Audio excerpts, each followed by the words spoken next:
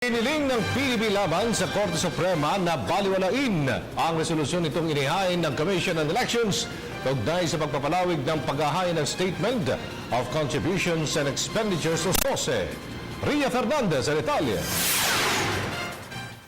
Pinapawalang bisa sa Korte Suprema ng Partido Demokratiko Pilipino Lakas ng Bayan o PDP laban ang pagpapalawig ng Commission on Elections sa paghahain ng Statement of Contributions and Expenditures o SOSE.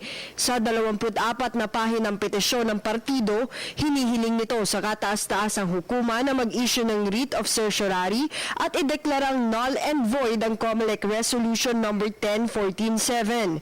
Tumutukoy ang resolusyon sa extension ng COMELEC sa deadline ng SOSE filing mula June 8 sa June 30 na nag-ugat sa hiling ng Liberal Party at ng standard bearer nitong si dating DILG Secretary Mar Rojas.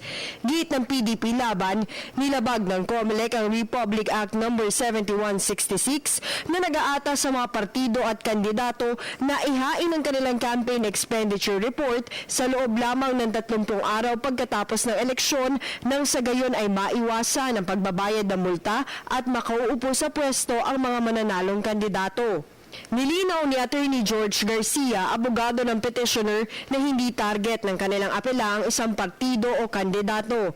Nais lang umano nilang bigyang linaw ang batas na may magkakaibang interpretasyon. Hindi ko sasabihin po sa punto na hindi pwede extend. So sa mga susunod na mga eleksyon, bawal ang extension. At nangangahulugan na hindi pwedeng gawin talaga ng COMELEC yung kanilang ginawang katulad ito. Ngayon kung sasabihin ng Korte Suprema na pwede extension, sa mga susunod siguro po mas maganda lang ang sabihin ng COMELEC subject to extension of 1 month.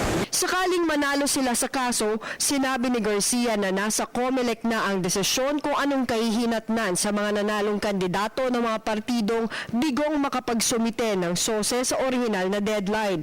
Samantala, inihayag ni COMELEC Chairman Andres Bautista ang kanilang kahandaang tumalima sa anumang magiging desisyon ng Korte.